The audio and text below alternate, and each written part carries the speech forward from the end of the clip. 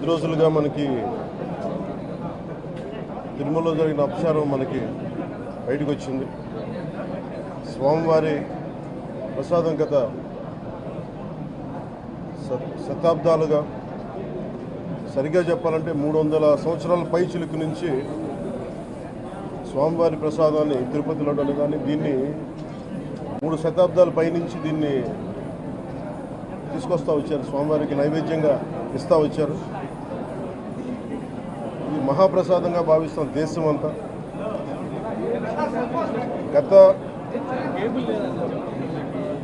ఇది ఒక ప్రభుత్వాన్ని నిందించడానికో, దీని మీద రాజకీయ లబ్ధి పొందడానికో దీని వెనుక ఉద్దేశం లేదు.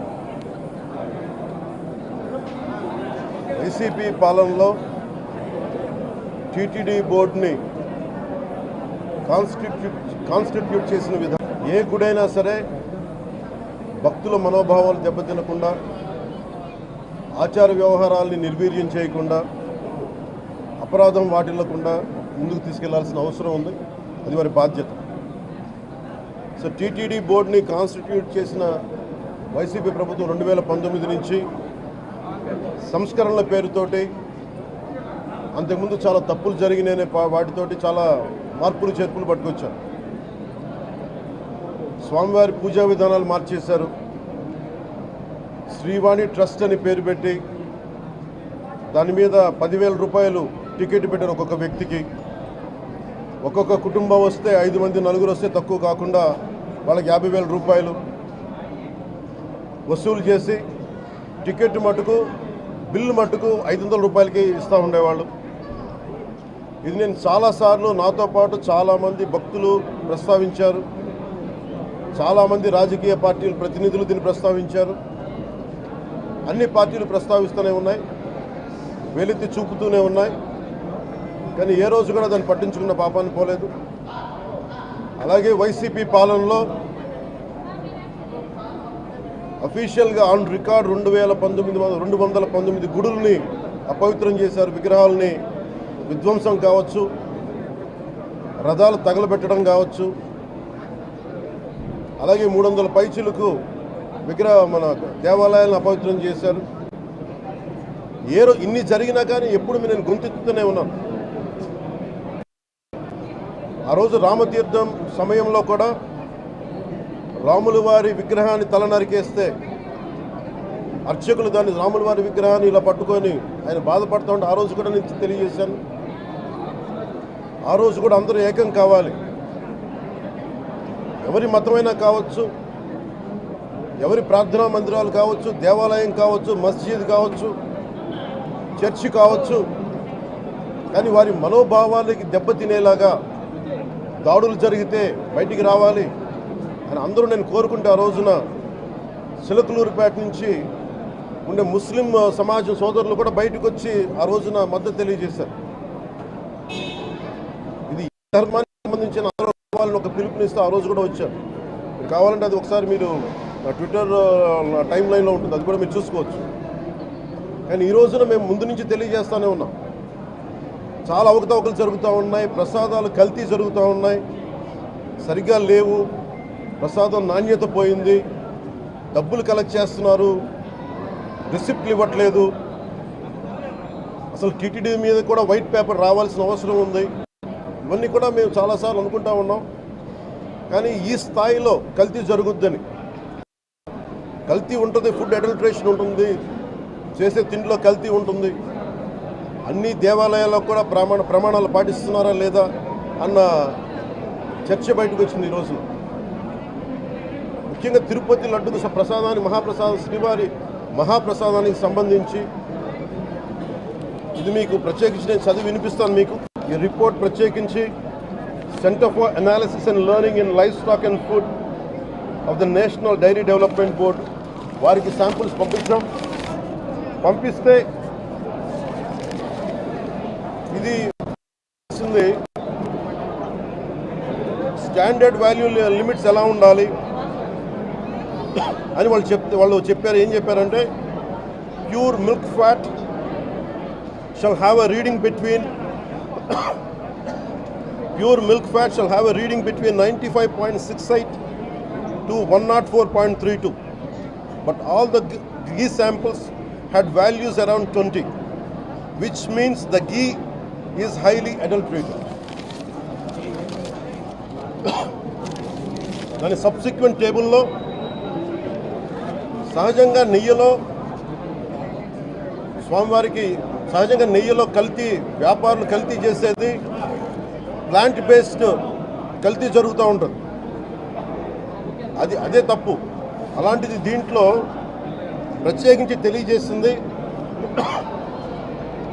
సోయాబీన్ ఉంది, sunflower, olive oil, rapeseed, linseed, wheat germ, maize germ, cottonseed, coconut, palm ఆయిల్తో పాటు fish oil, beef tallow, lard. Fish oil మీకు తెలిసిందే, చేప నుంచి ఎక్స్ట్రాక్ట్ చేసిన నూనె, పందికి సంబంధించిన కొవ్వుని, ఇవి ఎక్కువ ఉన్నాయి. ఈ దారుణం ఏంటంటే శతాబ్దాలుగా పోరాటం చేస్తున్నాం అయోధ్య రామ మందిరం కోసం. దానికి కూడా వీళ్ళు 1,00,000 లక్ష లడ్లు పిక్ ఫ్యాట్ తోటి కొన్ని శతాబ్దాలుగా అయోధ్య రామ మందిరం కావాలని చాలా ప్రతిష్టాత్మకంగా తీసుకుంటే దానికి కూడా తిరుపతి లడ్లు వెళ్ళి, టీటీడీ లడ్లు వెళ్ళి, ఇది దేశం అంతా దీన్ని కదిలిపోయింది. ఈ రోజున ఇలాంటి అపవిత్రం జరిగింది. దీని గురించి ప్రస్తావిస్తే రిపోర్ట్లు బయటకు వస్తాయి. వైసీపీ నాయకులకి కానీ వారి మద్దతుదారులు కానీ నేను మనస్ఫూర్తిగా మీకు తెలియజేస్తున్నా, రామతీర్థం గొడవప్పుడు 219 గుడుల్ని మీరు అపవిత్రం చేసినప్పుడు మీ పాలనలో ఒక సగటు హిందువుగా నేను గొంతెత్తి పోరాటం చేయాలి అంటే రోడ్ల మీదకి ఆ రోజే వచ్చామని గుర్తుపెట్టుకోండి. ఆ రోజు కూడా రామతీర్థం రాముల వారి విగ్రహాన్ని మీరు, కానీ ఆ రోజు కూడా దాన్ని రాజకీయ పరంగా మేము తీసుకెళ్ళా. దోషులకి శిక్ష పడాలి. వీళ్ళెవరో కనుక్కోండి, ఈ రోజు వరకు మీరు పట్టించుకోవాలా. ఇది మేము చెప్తూనే ఇవ్వాలంటే ఈ ప్రస్తావన ఎందుకు తీసుకొస్తున్నానంటే సమాజంలో అస్థిరత లేదంటే డిస్హార్మనీ క్రియేట్ చేయడానికి మేము లేవు ఇక్కడ. కానీ తప్పు జరుగుతుంటే, దాడులు జరుగుతూ ఉంటే, అపవిత్రం చేసుకుంటూ వెళ్ళిపోతే చూస్తూ ఎవరు కూర్చోం. తప్పు, అది కూడా తప్పు అవుద్ది. ఫండమెంటల్ కాన్స్టిట్యూషనల్ ఫండమెంటల్ ఇది. ప్రతి వ్యక్తికి వారి ధర్మాన్ని ఆచరించే హక్కు ఉంది. ఎవరన్నా వచ్చి ఆ ధర్మాన్ని పాడు చేసే హక్కు ఎవరికి లేదు. ఫండమెంటల్ రైట్ ఇది. ఇలాంటి స్థాయిలో ఈ రిపోర్ట్ బయటకు వచ్చినప్పుడు ఏం చెప్పు ఉండాల్సింది గత ముఖ్యమంత్రి గారు? ఇది ప్రభుత్వం, మన కొత్త ప్రభుత్వంలోకి వచ్చాం.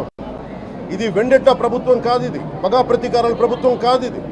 కానీ తప్పు జరుగుతుంటే మటుకు చేతులు కట్టుకొని చూసే ప్రభుత్వం కూడా కాదు. అది మీకు చాలా పగడ్బందీగా తెలియజేస్తున్నాను విషయం. అలాంటిది నా మీద ఎన్నో మాట్లాడినా మేము ఎప్పుడు మాట్లాడలా. రామతీర్థం గురించి జరిగినప్పుడు కూడా మేము మాట్లాడలా.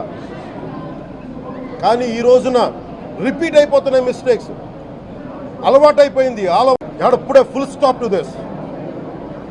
దీంట్లో ఒక్కరు నిందించట్లా.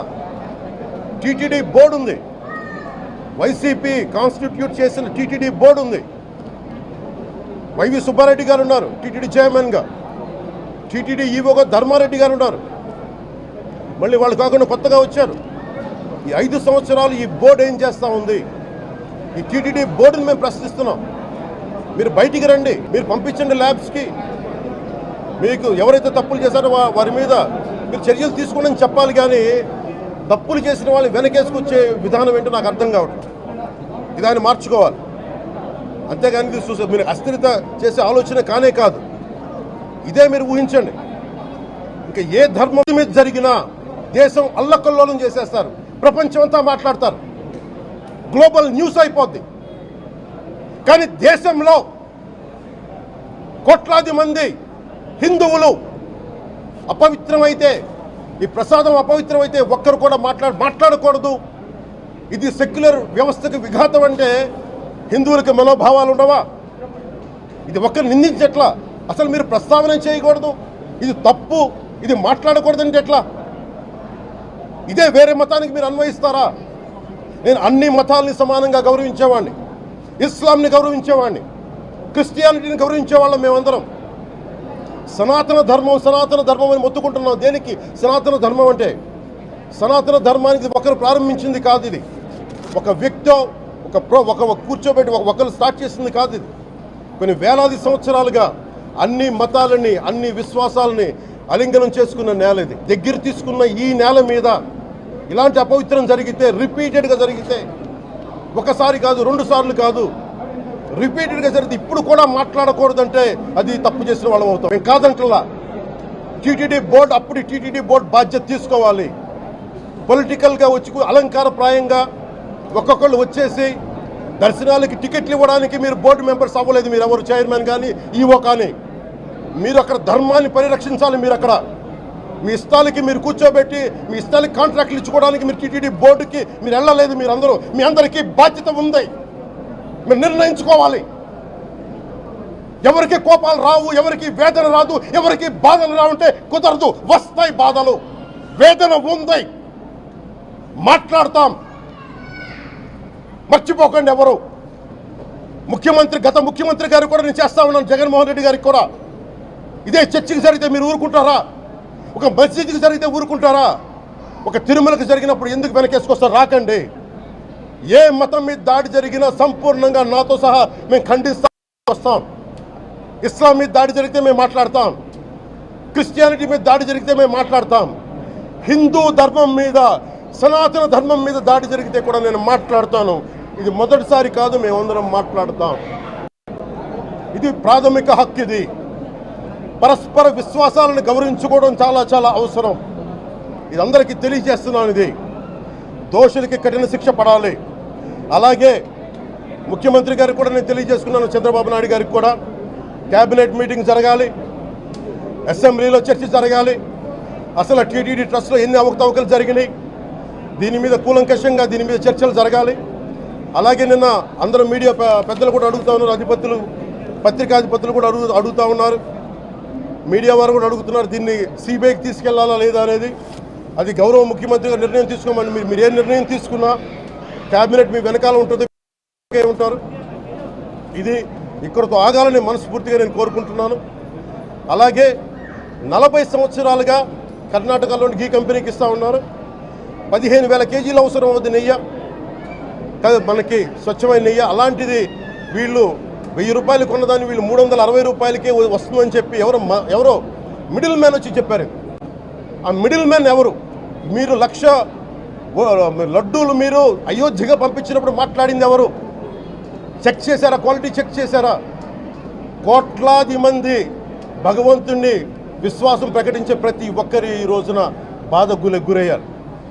నాకు నిజంగా ఇంకో వేదన కూడా ఉంది. ఇది ఇంకొకరు నిందించట్లా. తిరుమలలో ఉండే ఇంతమంది సేవ చేసుకునే వ్యక్తులు కానీ మీరందరూ హిందువులే కదా. మీరందరూ టీటీలో ఉండే వందలాది మంది ఎంప్లాయీలు, ఉద్యోగులు, వేలాది మంది ఉద్యోగులు, మీరందరూ ఏం చేస్తున్నారు? మీరు హిందువులు కాదా? మీరు స్వామివారికి అపవిత్రం జరుగుతూ ఉంటే మీరు కల్తీ నేచరు మీకు తెలిసి కూడా మీరు ఎందుకు కాముకున్నారు? భయపడ్డారా? వైసీపీ అంటే వైవి సుబ్బారెడ్డి గారంటే భయపడ్డారా? ధర్మారెడ్డి గారంటే భయపడ్డారా? ఏ స్వామి అయితే మీకు ఆశ్రయం ఇచ్చారో ఆ స్వామికి అపవిత్రం జరుగుతూ ఉంటే మీరందరూ కామ్గా కూర్చునే మీకు ఎలా వచ్చింది మీకు? ఇది నేను సాటి హిందువులను కూడా నేను ప్రశ్నిస్తున్నాను. దీంట్లో ఇది ముందుగా ప్రతి హిందువు గౌరవించాల్సింది. దీన్ని మీ మతాన్ని మీరు గౌరవించుకోండి ఫస్ట్. ప్రతి హిందువు నేర్చుకోవాలి. ఇది ప్రతి హిందువు ఆత్మపరిశీలన చేసుకోవాలి.